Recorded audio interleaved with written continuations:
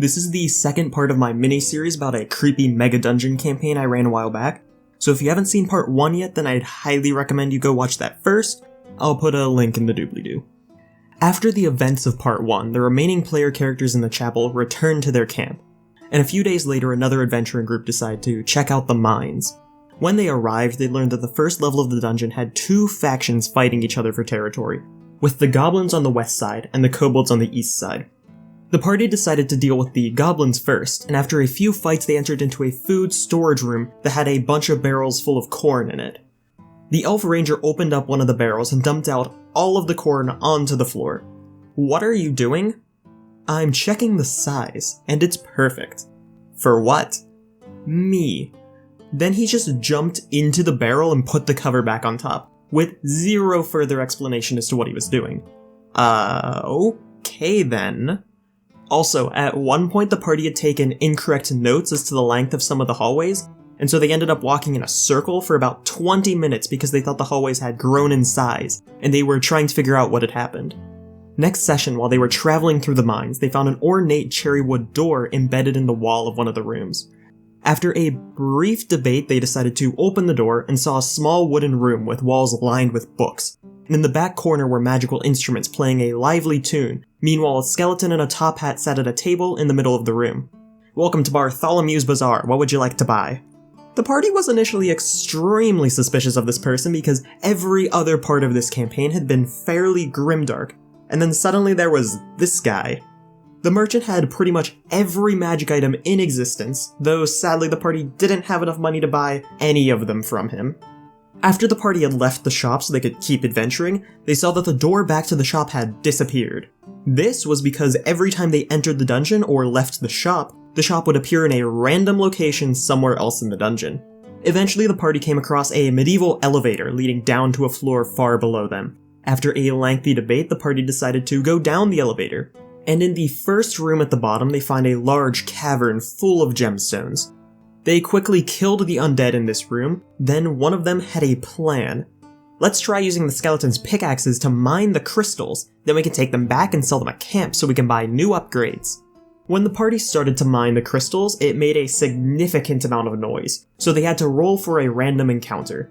In this campaign we had a pool of dice in the middle of the table called the tension pool, and about every 10 minutes in-game, another d6 would be added to the pool. When the party made a lot of noise, or once the pool reached certain amounts, the players would have to roll all of the dice, and if any of the dice came up as a 6, then they got a random encounter, and the more 6s there were, the worse the random encounter was. Oh shit. We got 10 6s. I looked down at my chart for the mines, and realized that this meant they had to deal with what was basically an undead SWAT team. The party heard the undead rappelling down the elevator shaft behind them.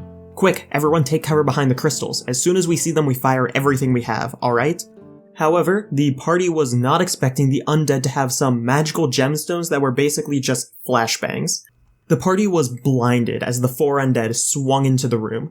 The undead threw javelins made of crystal at the blinded players, and because of some lucky criticals, 2 of the players were dead before the end of the first round. The 2 remaining party members split up and ran down 2 different tunnels in an attempt to flee from the undead. One of the players arrived in a large, dark cavern with a massive pool of water in the center. He began to move around the edge of the water, sneaking so that the undead behind him wouldn't hear, when he accidentally knocked a rock into the water. Then he saw a massive tentacle arise from the pool, which grabbed him, crushed him to death, and pulled him back into the dark depths below. The last thing the player heard before he died was the sound of the elevator door closing, and the elevator beginning to rise again. Which brings me to the other player, who had managed to loop around through a few of the caves and gotten back to the elevator. He immediately bolted into the elevator and escaped as the only survivor of that expedition. In this campaign, the party was able to spend silver to buy permanent upgrades for their camp, such as training dummies, which raised the minimum character level, or the elixir vending machine, which gave every party member a random level 1 elixir at the start of every session. However, there were also downgrades they could get a bunch of silver for accepting. These included things such as worse lighting, and having to draw cards from the critical failure deck on any critical failure and not just on natural ones like you usually do. The party ended up accepting a lot more downgrades than I expected, and this also meant they were able to buy a bunch of upgrades, and apparently I hadn't made the downgrades punishing enough for the silver reward, so the party skyrocketed in power. A couple months into the campaign, a downgrade appeared in the store that would give the party 100,000 silver pieces, and its name and description were both just upside down question marks. The party seemed terrified of it, but after a month or so, one of the players managed to convince everyone else to take the downgrade. The downgrade that is just a fucking upside down question mark. Then they were able to buy a fuckload of overpowered upgrades such as Bone Saw, which makes all strikes deal persistent bleed damage equal to your level, Swan Song, where you get a +2 bonus to hit and roll an extra 2 damage dice while you are below half health, or Defiant, where players can use a hero point to turn any roll into a natural 20. Hero points are sort of like Pathfinder's version of Inspiration, but you start every session with 1 hero point, and in this campaign you could get extra hero points by bringing snacks and stuff to the sessions. The party, armed with these new upgrades, ventured back to the chapel, and when they entered the first room they read the words that were painted in blood on the wall. It still read, "All will fall beneath the gaze of the all-seeing one." But none of the players had taken notes on earlier sessions, and somehow they were all convinced that the words used to say, "All will fall beneath the gaze of the unseeing one," and they started to get super paranoid about the downgrade they had just gotten. In one of the first rooms of the chapel, there was a large stone door with runes carved into it that flowed across the surface like water, and upon attempting to read them, you took psychic damage. But every single time the party went down there, this one player would try to read it. Every single time. However, this time when they went into the room, they saw that the door was open, leading to a long dark staircase down into the depths below the estate. What do you think is down there? There's probably 200 zombies, but they're all spraying Febreze so we can't smell them. After a short conversation, the party decided to go through the door and down into the long tunnel leading far beneath the estate.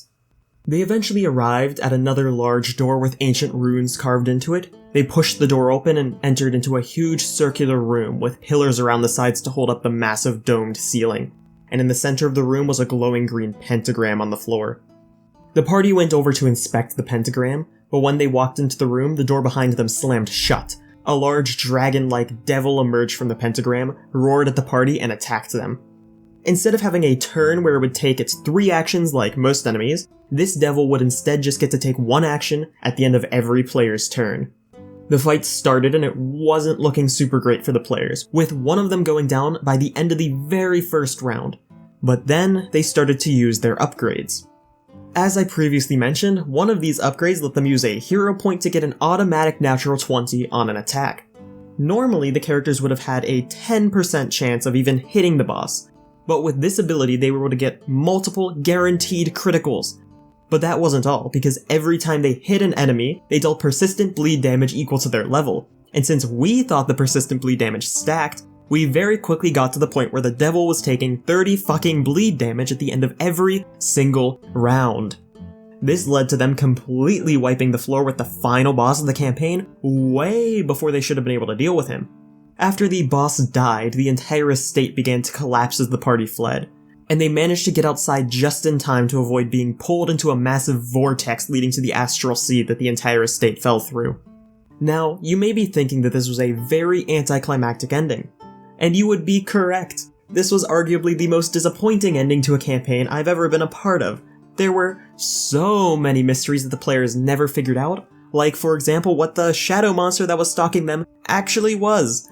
I would love to be able to tell you all what the monster was because it was kind of a cliffhanger at the end of part 1, but the only problem is that I don't know what it was. I was planning on figuring it out later once they had gotten down further into the dungeon, but that never really happened, so I guess it'll remain a mystery forever. Unless I bring it back as a villain in another campaign, in which case you should like and subscribe so you don't miss that video if that ever happens.